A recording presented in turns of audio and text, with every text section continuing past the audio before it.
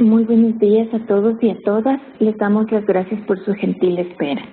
En nombre de OLADE y de la Plataforma del Conocimiento Expertos en Red, agradecemos su participación en este webinar relacionado con la red temática Energía y Acceso, donde trataremos el tema Acceso a la energía teniendo en cuenta el enfoque de género, tercera sesión del ciclo de webinares de acceso a servicios energéticos básicos del proyecto Energía, Desarrollo y Vida en Red GIZ. La presentación estará a cargo de Cici Larrea. Cici Larrea es licenciada en Antropología de la Pontificia Universidad Católica del Ecuador y máster en Género y Desarrollo de la Facultad Latinoamericana de Ciencias Sociales FLACS. Cuenta con más de 20 años de experiencia y trabajo en el campo de la investigación y la gestión en género, mediante asesoría en políticas de género al sector estatal y en proyectos de desarrollo local, rural y nacional, tanto a nivel de Ecuador como de países de América Latina. Especialista en desarrollo y estrategias de reducción de la pobreza, derechos económicos, sociales y ambientales de las mujeres. Es asesora desde el 2012 de OLADE en el tema de género y energía como especialista de transversalización del enfoque en los países miembros de OLADE. Su experiencia laboral la ha llevado adelante mediante consultorías para instituciones del Estado, la cooperación internacional, el Sistema de Naciones Unidas y la coordinación de proyectos. Cuenta con una amplia experiencia y conocimiento de la realidad política y social de los sectores campesinos, indígenas y de la situación de las mujeres diversas en varios países de la región. Es necesario recordar a todos los participantes que podrán hacer preguntas a la presentadora a través del chat, con un mensaje dirigido a todos los asistentes y las abordaremos una vez finalizada la presentación. Pedimos, por favor, mantener sus micrófonos y cámaras apagados con el fin de que no exista interferencia durante el desarrollo de esta sesión. Además, les recordamos que está siendo grabado y estará disponible en la página de la red en los próximos días. Le damos la cordial bienvenida a Cici Larrea. Cici, adelante con la presentación.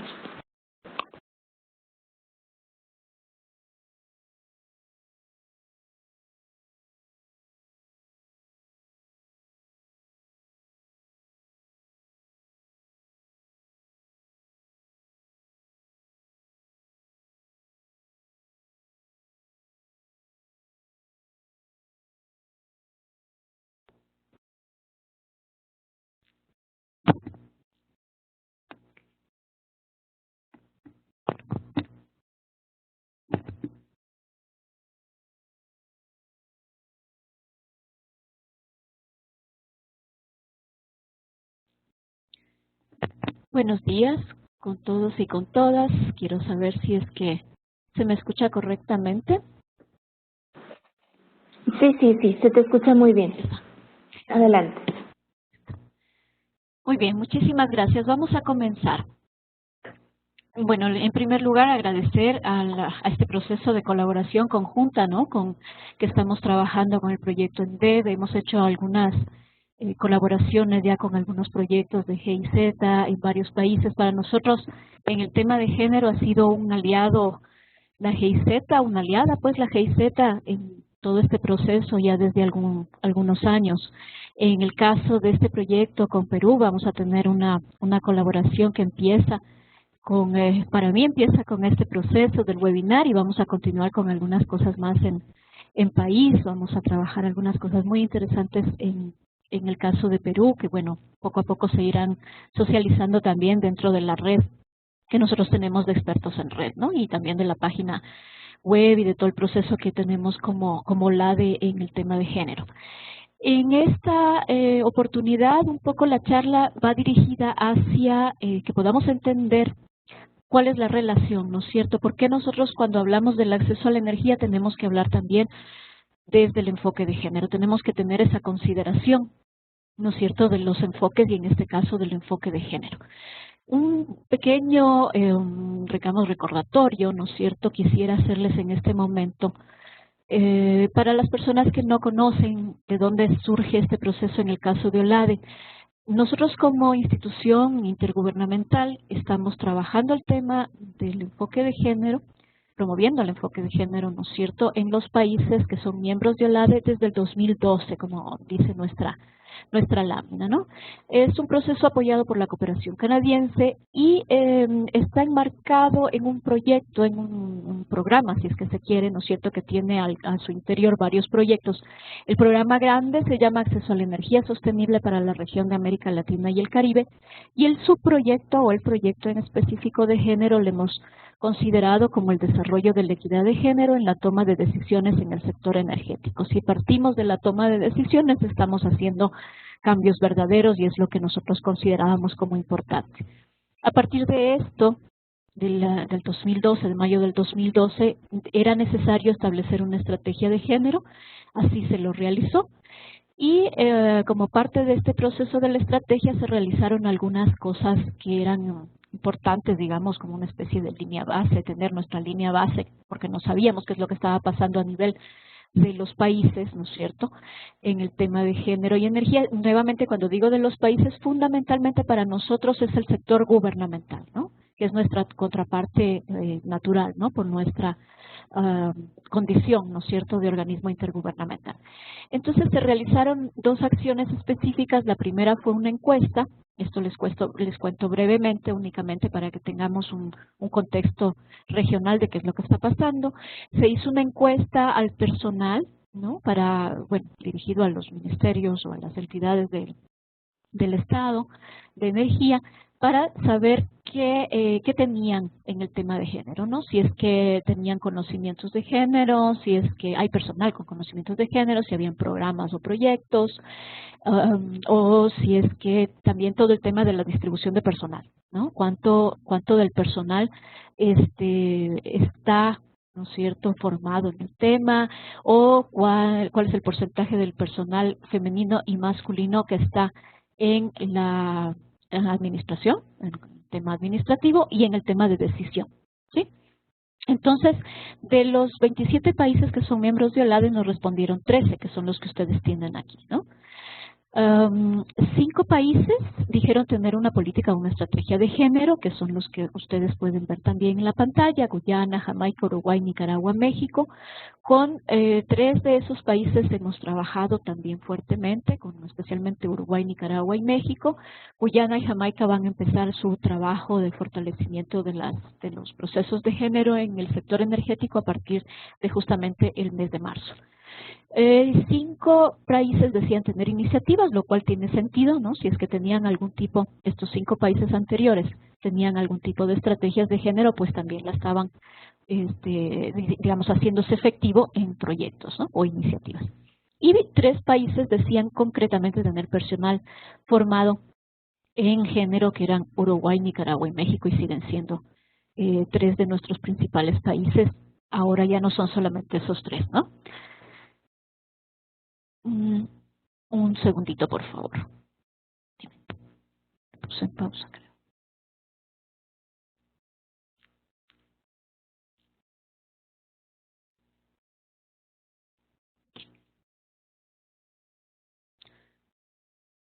Bueno, entonces, en la situación, este proceso, digamos, de encuesta que hicimos también, ¿no es cierto?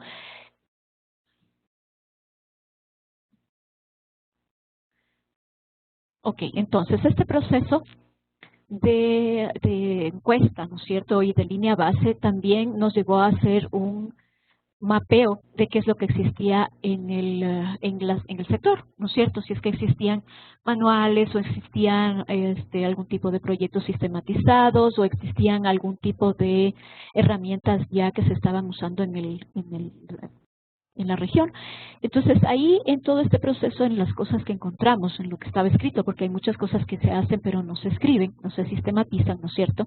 Entonces no hay manera de conocerlas. Hemos visto que el proceso de género y energía, digamos, el vínculo entre estas dos temáticas, se había llevado a cabo hasta el momento en procesos rurales, en sectores rurales, muy vinculados, por ejemplo, al tema del enfoque de pobreza, el desarrollo rural y género, ¿no? Ustedes conocen, muchos de nuestros proyectos trabajan desde ese enfoque, trabajamos desde el desarrollo rural y vamos incorporando lo que son las herramientas de género, ¿no? A veces desde el enfoque de pobreza también es una partida y lo vamos incorporando el tema de género. Entonces, eso nos había llevado en algunos proyectos a trabajar el tema de energía. Y eso es lo que encontramos, ¿no? En la problemática de género y energía en sectores urbanos y urbano marginales no se la encontró en el momento que hice el mapeo yo, en ese momento, en el 2012. Ahora sabemos que hay experiencias, de hecho tenemos hasta estudios de casos sistematizados en nuestra herramienta del Manual de Género de OLADE. En los años 90, algunas agencias de cooperación y redes empiezan a escribir sobre esta problemática, ¿no? También derivado de los temas ambientales. Entonces empiezan a trabajar tema ambiental y género, ambiente y desarrollo, y empiezan a incorporar el tema de género, y por ahí entran los temas energéticos a partir de algunos temas ambientales. Y encontramos que también había manuales o estudios de caso, pero relacionados a la problemática los manuales más hacia el África y el Asia, básicamente un solo manual, el manual de energía, que es una red mundial que trabaja los temas de género y energía, pero ellas habían trabajado más para la realidad africana y asiática. Ellas colaboraron en todo este proceso ahora con nuestro manual también para América Latina. Y muy pocos avances, o al menos no había nada sistematizado en el tema de las no renovables, ¿no? De petróleo, gas o... A ver, piso.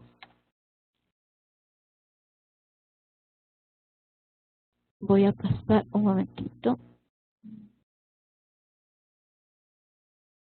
Quiero pasar a la siguiente, aquí estamos. Entonces, la relación más sencilla que habíamos encontrado era con lo que tenía que ver con energías renovables, ¿ya? Por ejemplo, los proyectos de las cocinas mejoradas o los ecofogones, como se llaman en algunos países, ¿no es cierto? Las cocinas eficientes también les llaman. Proyectos similares, ¿no? En que algunos habían dejado buenas experiencias, otros no habían dejado tan buenas experiencias, pero de todas maneras eran aprendizajes de cómo se iba relacionando el tema de género o más directamente de trabajo específicamente con mujeres, quizás no tanto desde el enfoque un poco más amplio de género, ¿no? Y eso podíamos ver que, bueno, la relación de las mujeres con la preparación de alimentos era clara, y por eso estos proyectos eran los más difundidos, o siguen siendo muchos de los más difundidos, todavía los trabajamos, ¿no es cierto? Y el tema de energía solar también era algo que se venía haciendo. Proyectos para emprendimientos productivos, por ejemplo, a través de la energía solar, en el caso de mujeres rurales. Y la generación de electricidad rural, que ya eran algunos de los proyectos que se venían haciendo. A partir de eso, lo que hicimos fue trabajar una pequeña matriz de FODA, que ustedes la pueden ver aquí. No voy a revisar todo esto, lo único es señalarles el tema de las debilidades, que es el casillero que está a la derecha, arriba, donde nuestro diagnóstico previo a la estrategia nos llevó a descubrir lo que tenemos aquí, ¿no? Que primero hay un escaso personal formado en la región a nivel estatal, ¿no es cierto? Esto también se reproduce a nivel de algunas entidades que trabajan con el sector estatal, que los ministerios no cuentan por lo general con un presupuesto para este tema, que no hay indicadores estadísticos que vinculen el tema de género y energía en la región, o sea, se produce muy poco el tema de estadística, que hay pocos ejemplos de la región en el tema de sistematizados, o sea, casi no se ha sistematizado ni los proyectos, ni los programas que se realizan, o algún estudio, ¿no es cierto? Y que el tema es nuevo y que en muchos casos tiene poca prioridad para algunos sectores. Una constatación que ustedes, si han trabajado con el sector estatal o si están en el sector estatal, sabemos muy bien, y es que es un sector masculino por tradición, poco por las carreras de donde se alimenta, ¿no es cierto?, el sector para el personal, y que hay resistencias en algunos países al considerar que el tema energético es un tema meramente técnico. Estas son algunas de las constataciones que vimos en cuanto a las debilidades que son claves y son las que nos han permitido armar una estrategia para poder fortalecer el tema. Esta es nuestra estrategia. Ustedes pueden encontrar esto en la página web. Está este documento que ustedes ven ahí, este moradito. Está subido en la página web y pueden verlo en detalle si quieren. Ahí también está un poco más en detalle esta línea base y este diagnóstico, si es que quieren revisar los documentos que se pudieron analizar, estudiar, ¿no? Entonces, el objetivo, digamos, de esta estrategia es contribuir a tener un sector energético que responda a las necesidades de países en cuanto a la reducción de brechas de desigualdades entre hombres y mujeres en el acceso y control de los recursos energéticos. Acuérdense que estamos hablando de la toma de decisiones, no solamente el permitir el acceso, o es decir, el uso, ¿no es cierto? Podría ser el uso de los recursos energéticos, sino poder promover la toma de decisiones de manera más equitativa entre hombres y mujeres que participen en el sector. Nosotros hicimos estos 4 componentes que ven ahí abajo, estos que están aquí, que es para fortalecer, ¿no es cierto?, nuestro enfoque de género en el sector estatal. Entonces, nuestra estrategia tiene estos 4 componentes, que el primero es compromiso político en el sector energético de alto nivel. Para eso se hace capacitación, incidencia, talleres regionales, planes de país, eventos con altas autoridades, ¿no? Transversalización de género, aquí era fundamental tener una herramienta. Y la herramienta, perdón, un momentito.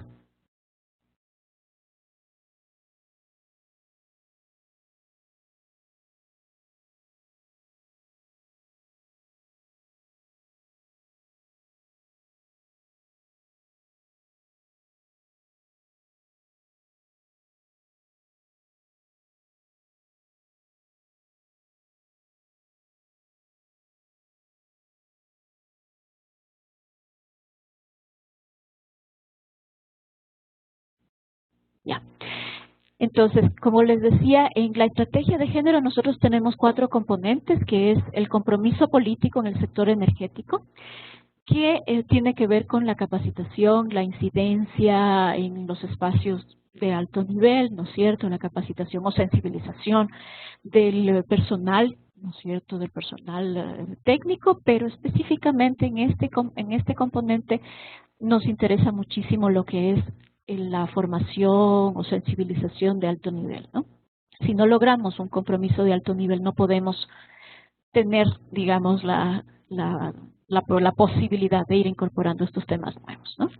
En el caso de la transversalización, que ustedes ven ahí, que es el segundo componente, nuestro empeño era tener herramientas, porque muchas veces se dice ustedes tienen que incorporar el enfoque de género o tienen que incorporar el enfoque de multiculturalidad o el enfoque de ambiental, ¿no es cierto?, que pueden ser enfoques que a veces, o el tema de movilidad humana, ¿no es cierto?, pero no tenemos herramientas. Entonces, en nuestro caso no había una herramienta, no había un documento donde tengamos, bueno, a ver cómo hacemos cuando tenemos un diagnóstico, cómo hacemos si queremos institucionalizar en un sector energético, es decir, en nuestro propio idioma, además del tema energético, ¿no? Entonces, construimos una herramienta, ¿ya? Aparte de otras cosas que se han hecho aquí, que bueno, no, en este momento no les voy a comentar muy a profundidad, ¿no? El tercer componente es investigación y generación de conocimiento, y eso lo hemos trabajado de manera conjunta con la herramienta y también en estos procesos que estamos justamente haciendo. Este webinar es un proceso de generación de conocimiento también para nosotros, ¿no? El generar estudios de caso, es decir, bueno, ¿qué está haciendo tal o cual país? Ahí hay un estudio de caso en Nicaragua. Todas estas cosas están en el manual. Van a salir algunas cosas fuera del manual que las vamos a difundir también mediante la red de expertos, ¿no? Y nuestra página web.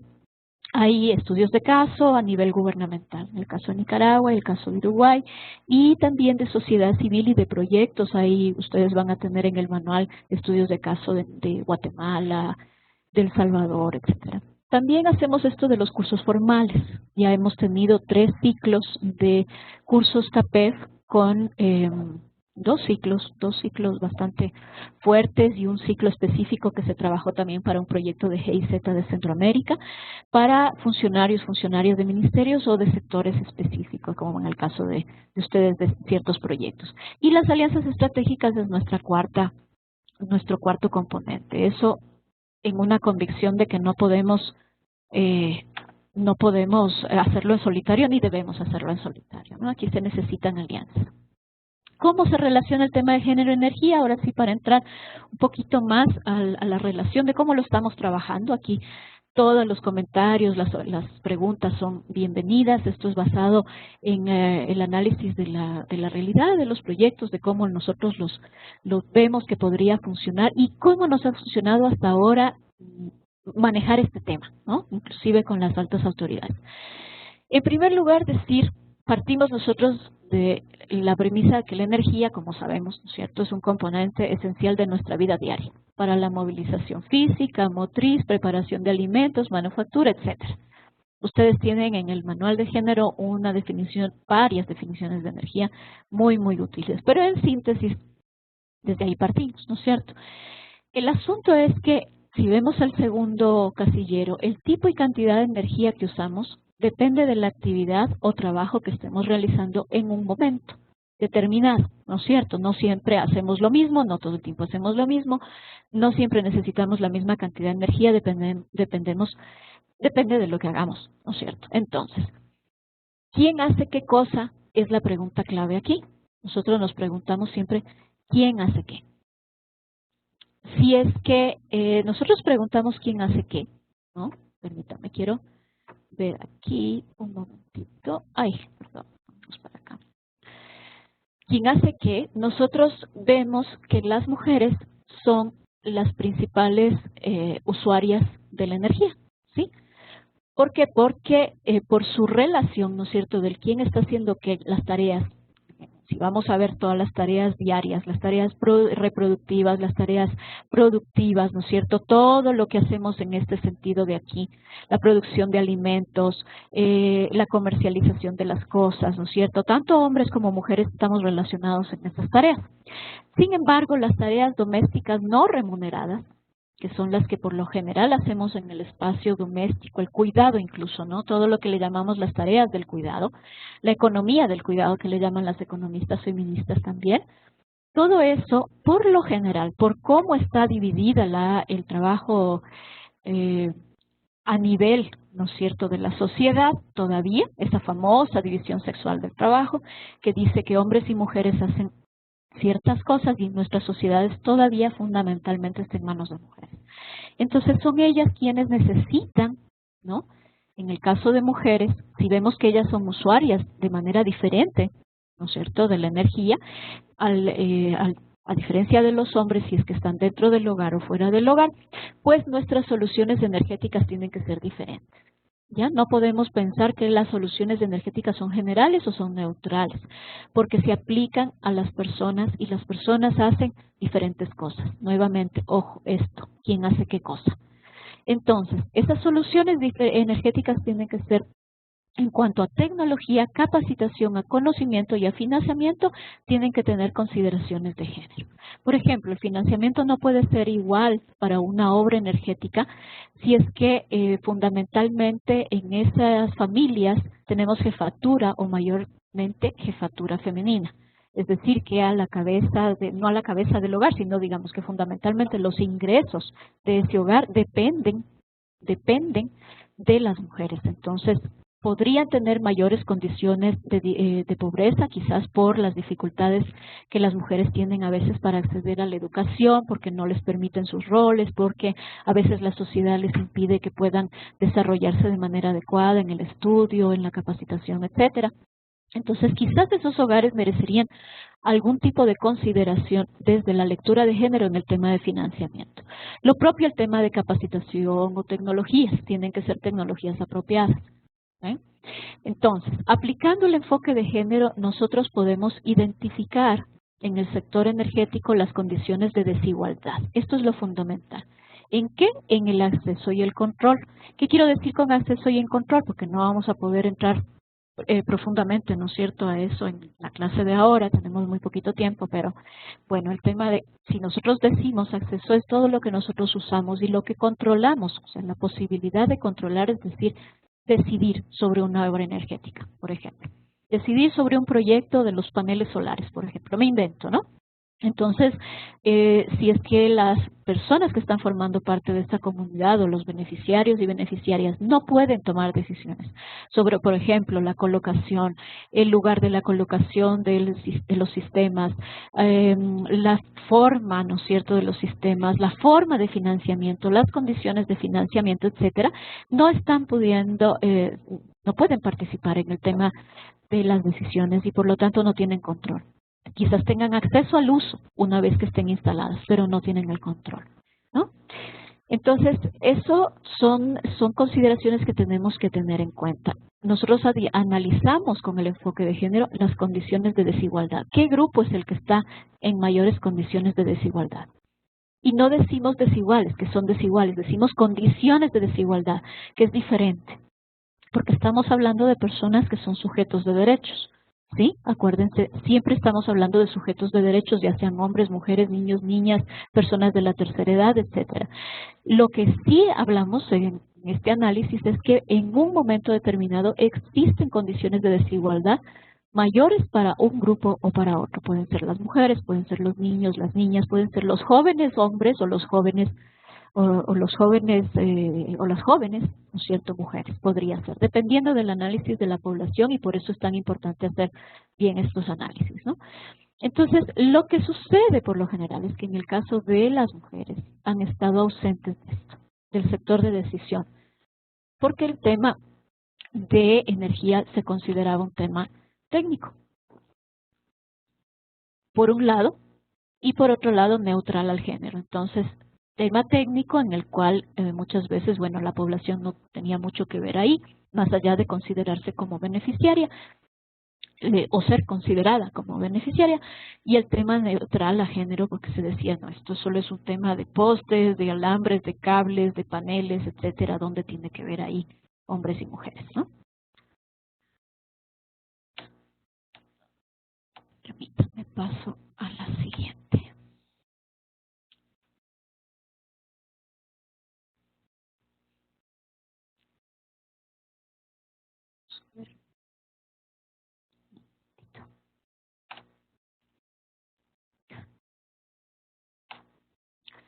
Entonces, ay, tengo una cámara por ahí de Sandro.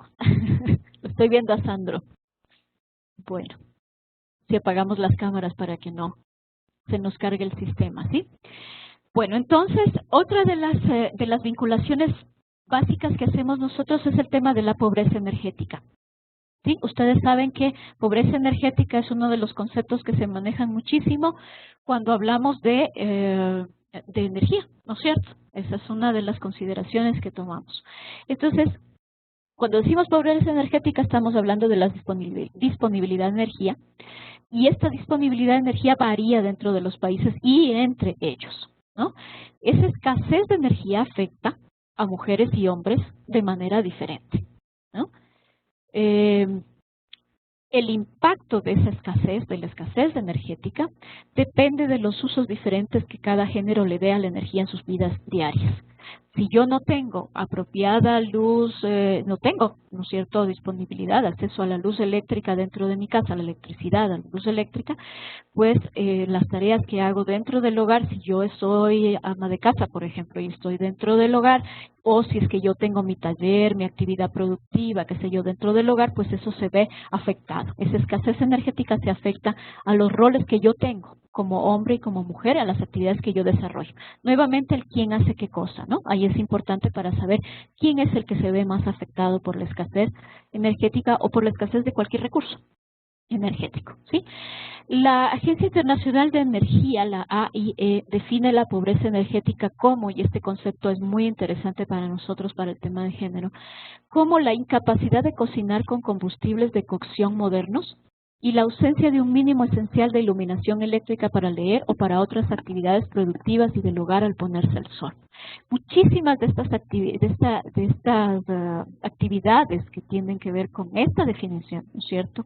Cuando nos preguntamos el quién hace qué, cuando decimos cocinar, leer, actividades productivas, actividades dentro del hogar, etcétera, uno puede pensar en las actividades de una familia y puede saber cómo se ve afectada, de acuerdo a los roles que tenga, ¿no?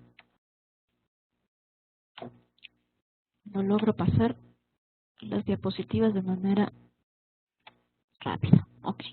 Aquí solamente esta lámina para dejarles como reflexión algunas cosas, si es que ustedes quieren tener datos básicos, por ejemplo, a nivel de estadísticas regionales o mundiales. Como les decía, a nivel de estadísticas específicas de género y energía estamos empezando a producir este tipo de material, ¿no? Pero la relación básica aquí, lo que quiero señalarles aquí que es importante es que, en primer lugar, 2.600 millones de personas, la mayoría en los países en vías de desarrollo, todavía dependen de combustibles tradicionales como la biomasa, ¿no es cierto?, para cocinar.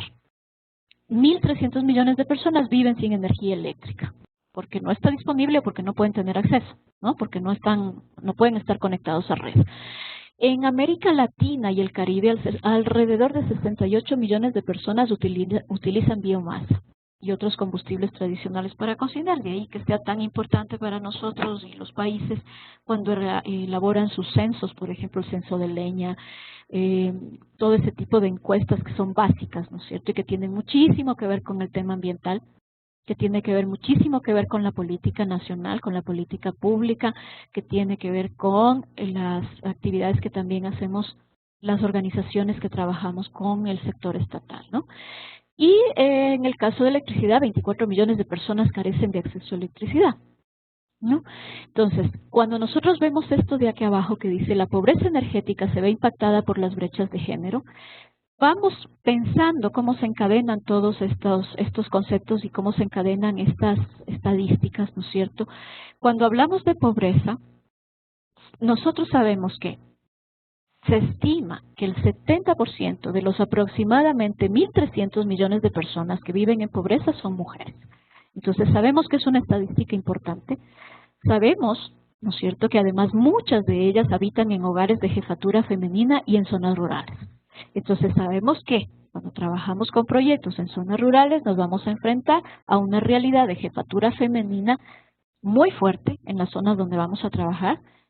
Será mayor o menor dependiendo de dónde estamos, dependiendo de la región, dependiendo del país, dependiendo de la zona, del clima, etcétera, dependiendo si son zonas tradicionales de migración masculina o no. Eso puede aumentar o puede disminuir.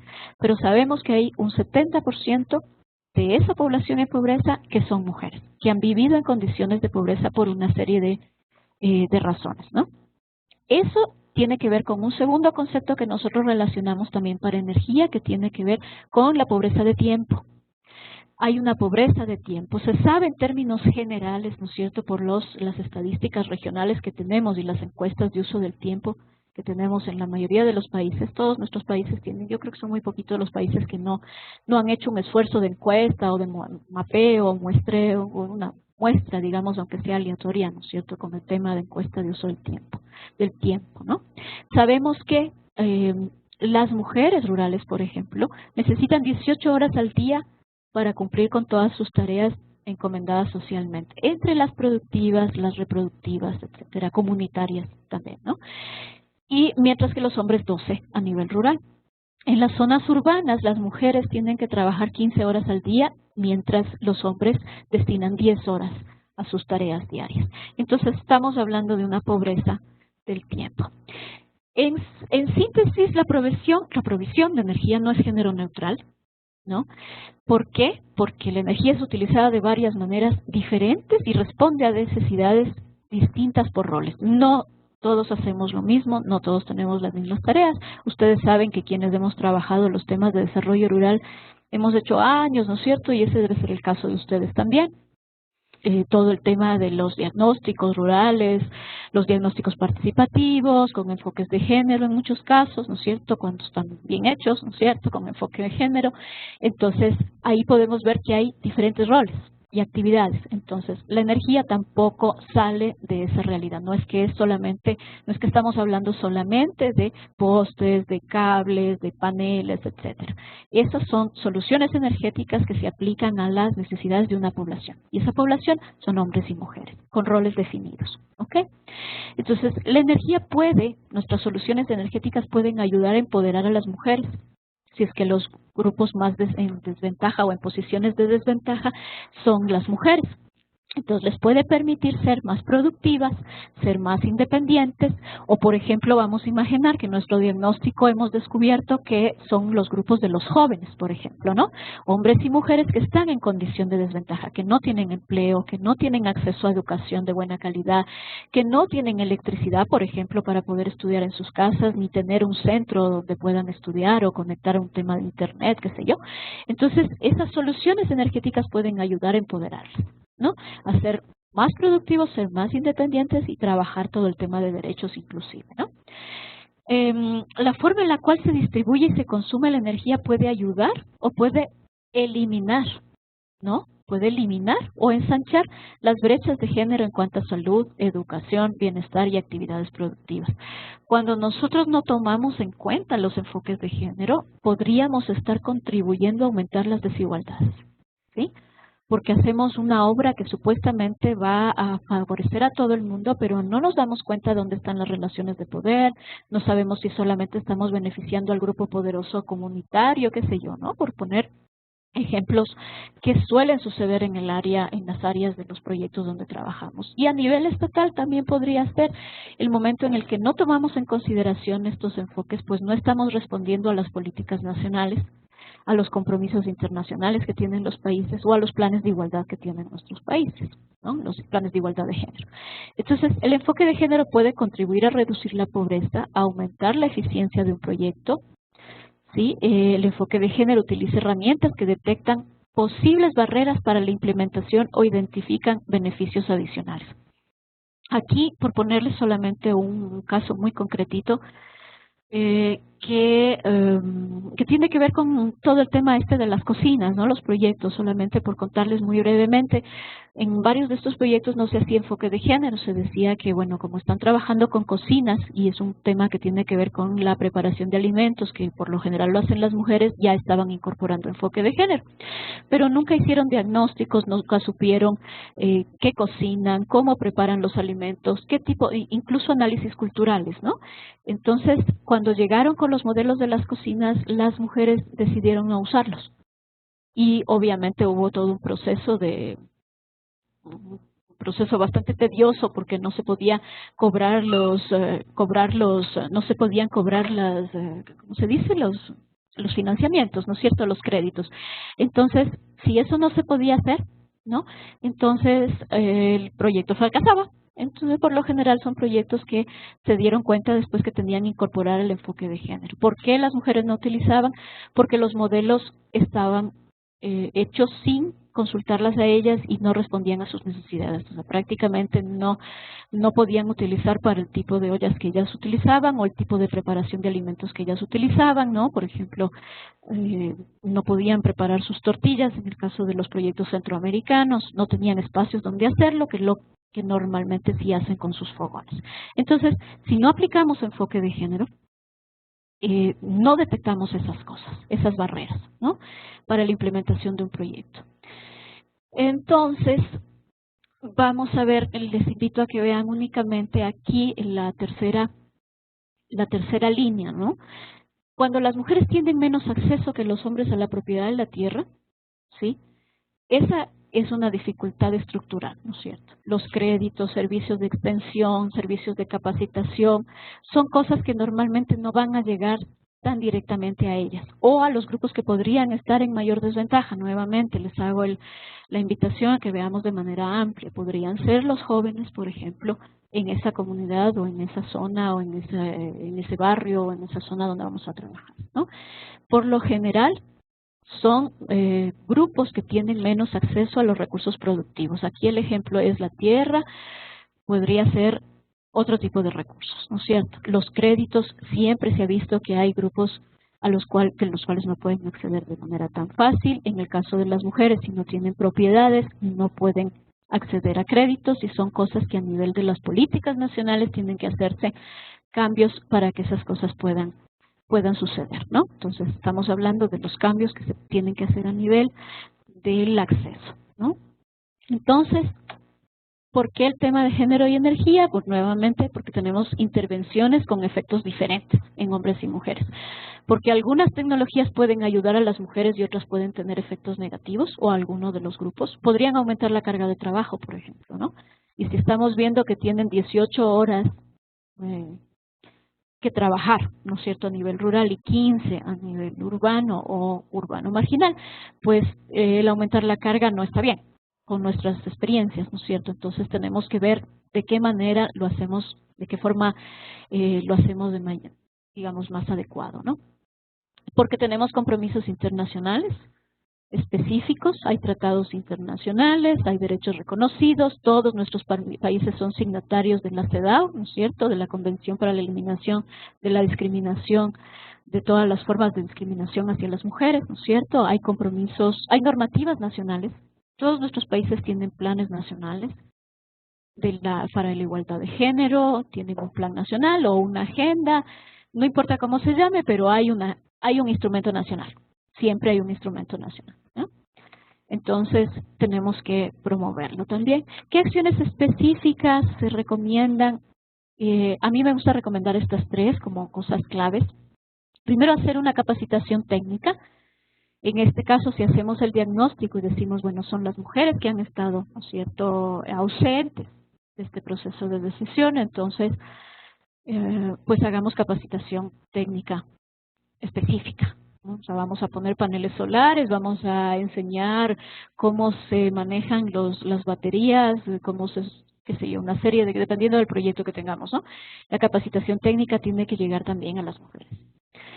Hay que emprender procesos de crédito para emprendimientos productivos a partir de la obra energética. Hay una colega nicaragüense que lo dice de manera muy clara. Ella dice, detrás del poste de luz tiene que venir el crédito.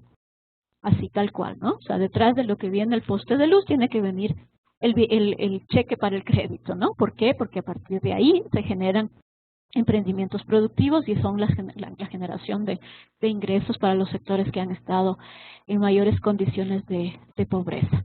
Y también hay que promover todo el proceso de formación y empoderamiento de liderazgos. A partir de los proyectos tenemos que generar liderazgos porque no nos podemos quedar únicamente con las soluciones prácticas, ¿no? Sino tenemos que ir también hacia las estratégicas. Entonces, un poquito viendo la segunda columna es trabajar el tema, un poco para hacer el resumen, ¿no? Ya vamos terminando. El tema de acceso y el control de los recursos y los beneficios de los proyectos. Pueden ser capacitación, puede ser crédito, puede ser la obra misma, ¿no es cierto? Puede ser el acceso a espacios de decisión, puede ser si trabajamos por medio del tema de tierras, la tierra, etcétera. El tema de la toma de decisiones es básica, entonces ahí tenemos que pensar cómo involucramos a esta población en la toma de decisiones. Hay mecanismos nacionales a veces para eso, hay mecanismos de las instituciones también para eso, para las consultas, para los diagnósticos participativos, para la rendición de cuentas, etcétera. Eso se aplica también al sector energético. No es que no tiene que ver con el sector energético, sí, lo debemos hacer también ahí. También trabajar el tema del liderazgo. Y lo que dice la última frase, promover trabajos considerados no femeninos, ¿no? Para ir rompiendo también con todo esto de que solamente lo hacemos el tema energético a través de lo que son los roles tradicionales, como el tema de las cocinas y eso. Ahí en la foto, esa foto es justamente referida a este ejemplo que estoy tratando de explicar. Esa es una mujer liniera, que ustedes conocen los linieros y los linieros, por lo general se decía los linieros, porque la mayoría son varones, ¿no?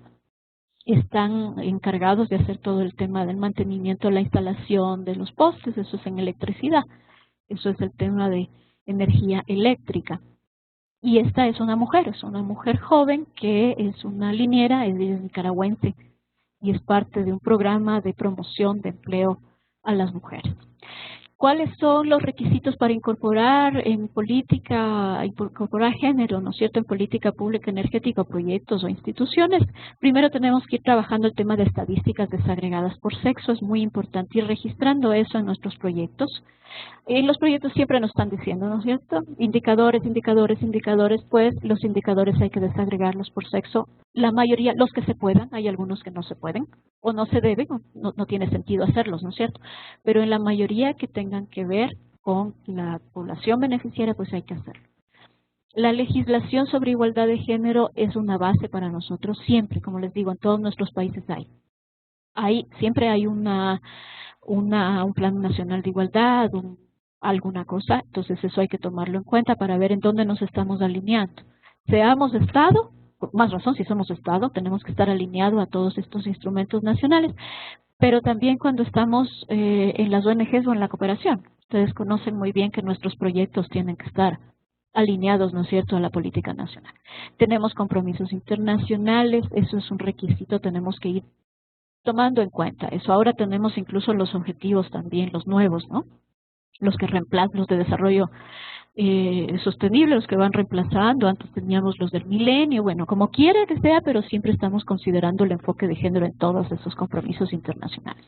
El apoyo institucional es indispensable en donde quiera que estemos trabajando para incorporar estos temas porque supone de un alto compromiso. Tenemos que tener compromisos económicos o financieros específicos también que sean capaces de asegurar la asignación de suficientes recursos. Estos temas no es que se los hace solamente con la buena voluntad. Tenemos que tener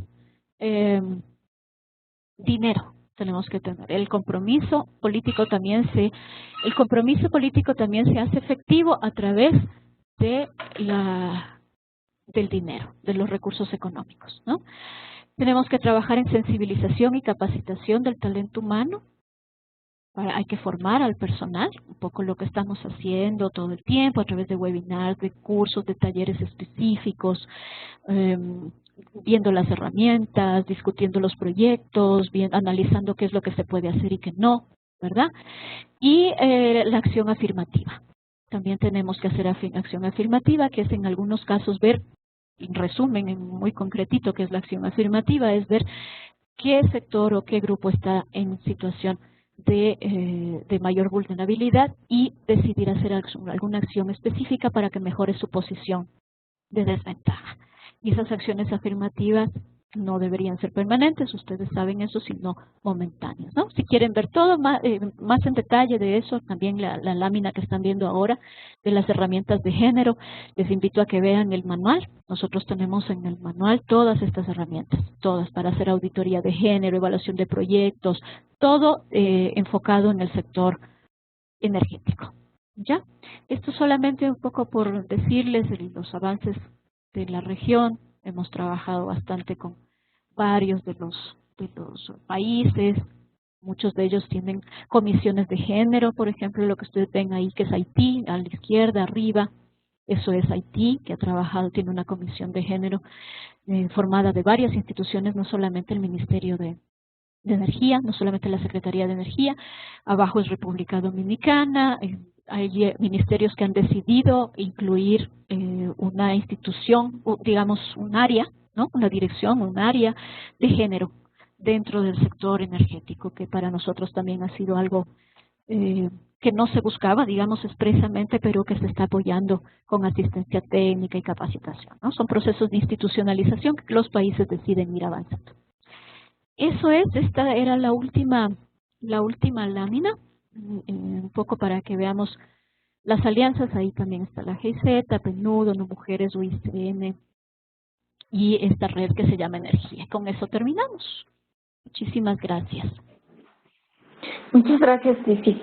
Tenemos algunas preguntas de Amparo. Dice 2.600 millones de personas que usan biomasa, de los cuales 68 millones es para Latinoamérica y el Caribe. Entonces, ¿dónde está más concentrada esta necesidad?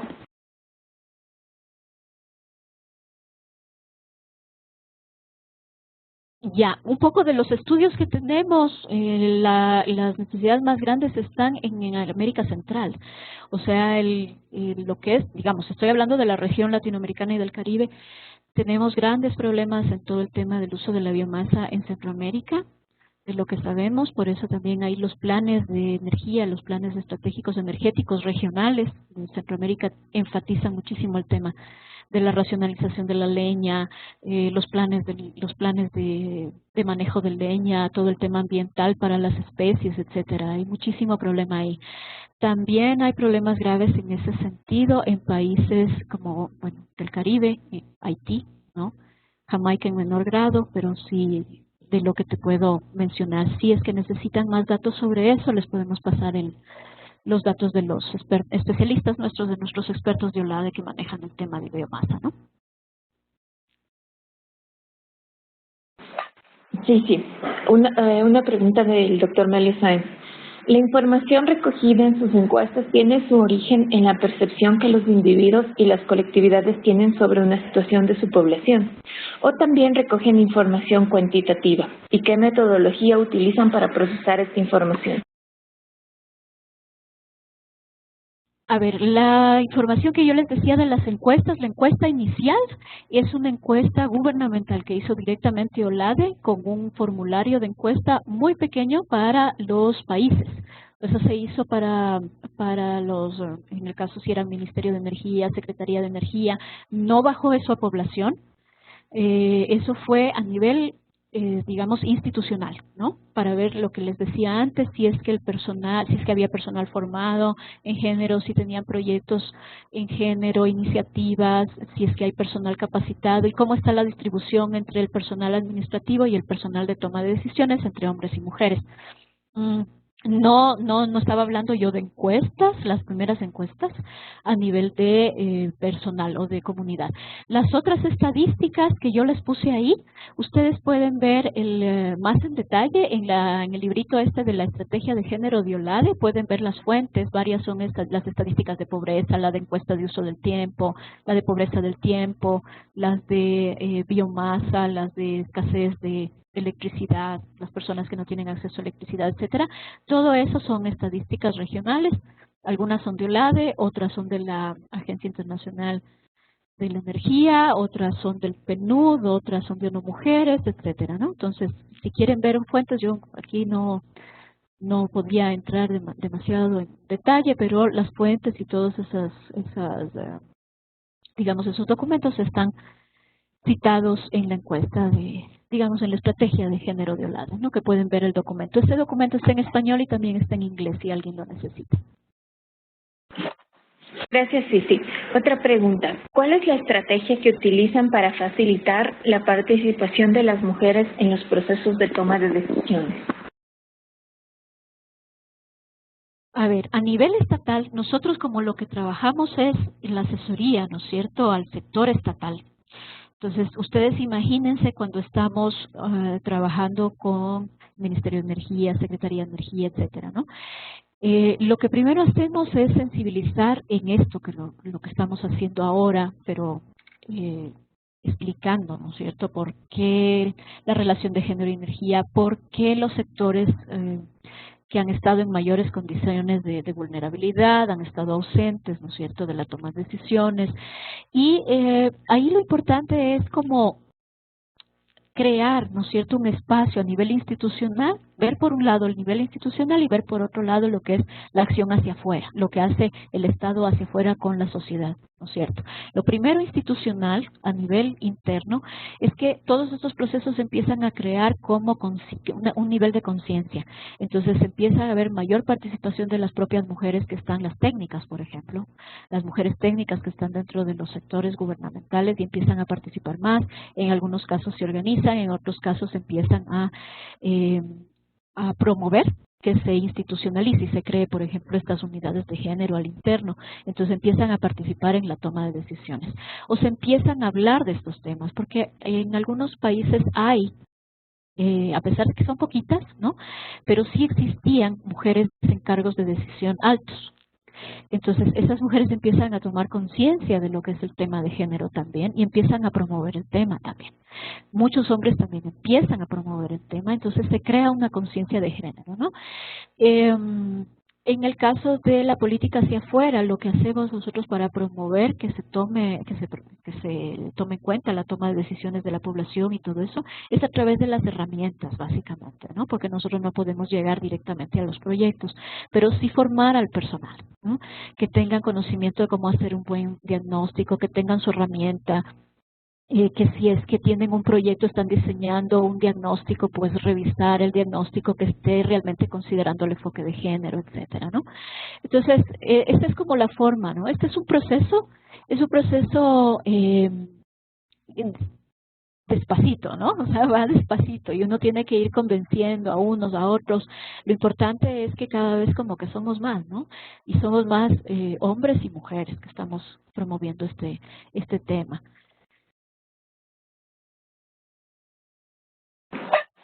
Muchas gracias, Tracy. Tenemos una última pregunta. ¿Se ha considerado el tema de la integración regional para organizar las intervenciones? A ver, gracias Merlo la pregunta.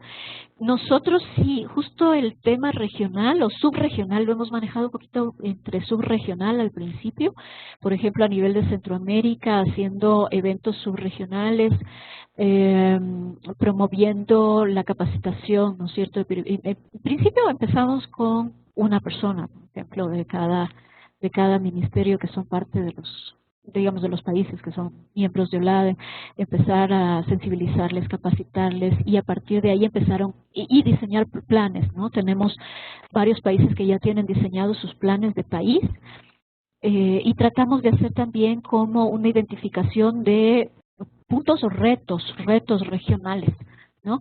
Hicimos también recientemente, gracias al apoyo de varias instituciones, ONU Mujeres, estuvo el proyecto 4E de la GIZ, de Centroamérica y los propios aportes de varios países, de los propios ministerios con sus propios aportes también. Organizamos un evento regional, lo hicimos en Guatemala en noviembre y ahí presentamos los avances de varios de los países, ¿no? Porque en el 2012 casi que no teníamos muchas cosas, ¿no?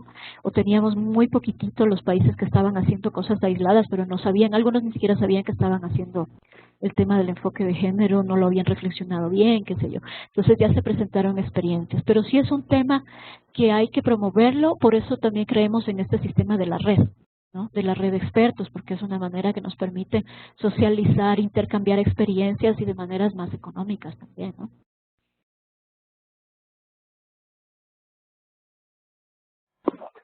Sí, por favor, otra pregunta.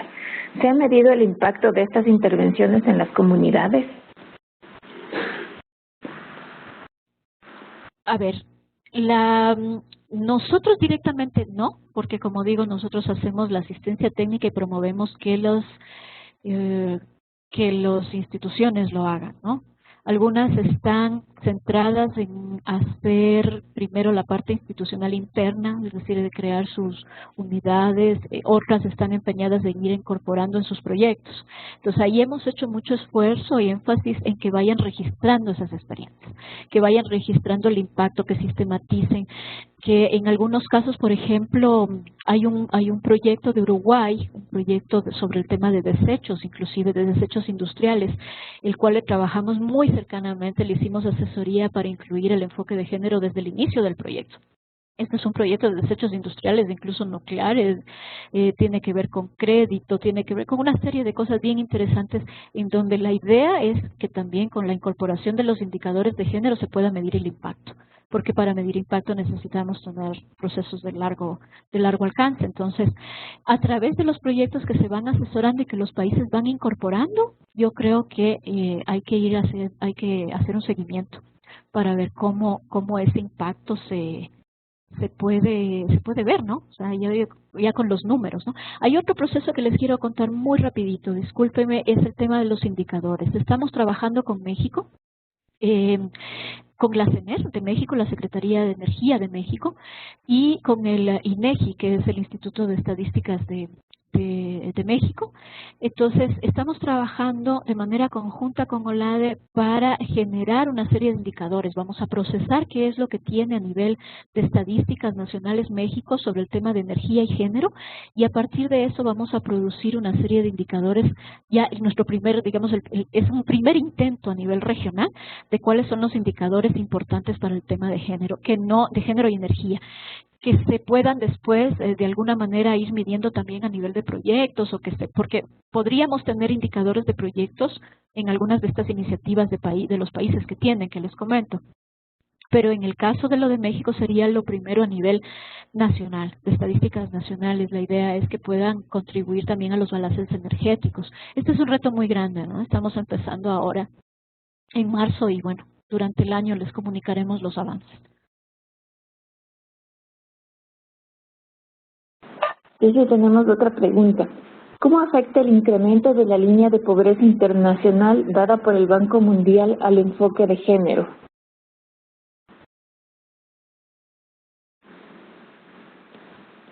A ver, El incremento de la línea de pobreza internacional por el Banco Mundial al enfoque de género está totalmente relacionado. Y no diría no solamente la forma de medición del Banco Mundial para el tema de pobreza. Hay varias formas de estas mediciones. Ustedes conocen, por lo general nos guiamos por estas, o tenemos el enfoque de desigualdad de género también del PNUD, ¿no? La relación está completamente, digamos, clara, ¿no? O sea, si nosotros, lo que yo les decía, acordémonos siempre de eso, el quién hace qué cosa. Si nosotros vemos que hay condiciones de vulnerabilidad en la mayoría de nuestros países todavía en muchos de nuestros países las mujeres tienen dificultades para acceder a la educación, ¿no? Más si es que ya son madres o tienen que estar a cargo de todo el tema productivo por el tema de la migración, etcétera, ¿no? El tema del desplazamiento, el tema del refugio, el tema de violencias armadas, el desplazamiento, todas esas cosas están directamente relacionadas con el tema de género, ¿no?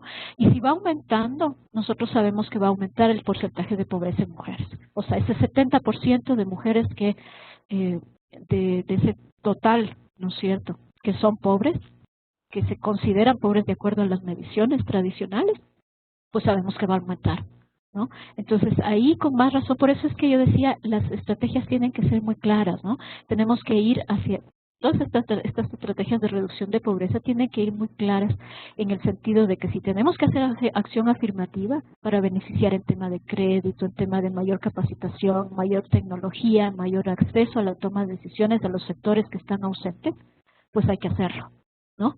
Y hay que hacerlo midiéndolo también. O sea, como ustedes decían hace un momento, el tema del impacto, hay que medir si eso funciona o no funciona, ¿no? Pero tenemos una serie de formas de medición, ¿no es cierto?, como esta del Banco Mundial, en la que podemos ver claramente que son las mujeres las que están más afectadas ahí, ¿no? Entonces, bueno, hay un estudio, también, bueno, hay varios estudios también del Banco Mundial y de algunas otras entidades que hablan sobre el tema de la contribución de las mujeres a todo el tema del trabajo de cuidados, todo lo que se hace dentro del hogar, el trabajo a las personas adultas, el trabajo el cuidado, ¿no?, a los hijos, las hijas, digamos, todo lo que se hace en la esfera reproductiva y productiva, todo ese trabajo de cuidados que no siempre es valorado, es tan importante, ¿no es cierto?, que mueve la rueda de la economía. O sea, hay varios estudios, hay un estudio ahí que está en mi estrategia de género, que yo lo cité, del Banco Mundial, donde se demuestra también esas cosas, ¿no? O sea, la importancia de las mujeres en el tema económico y el aporte a la economía. Y hay algunos países que están midiendo el tema del PIB, digamos, del aporte también al PIB, ¿no? De cuánto significaría también. Y tienen que sus cuentas satélites y todo eso, ¿no? Bueno, eso podría ser hasta como objeto de otro webinar. Muchísimas gracias, Cici.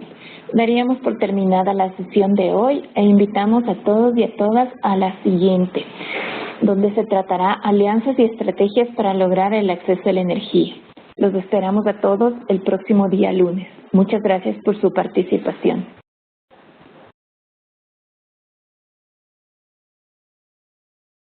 Muchísimas gracias, agradecerles nuevamente, pero también que puedan ver la página web, que vayan a ver a nuestra red de expertos y que estén al tanto de las noticias que vamos desarrollando en los países. Y si quieren el acceso al manual completo, ¿no es cierto?, que tenemos, el de Género Energía, producido por OLADE, UICN y Energía, lo pueden bajar de la página web. Muchas gracias.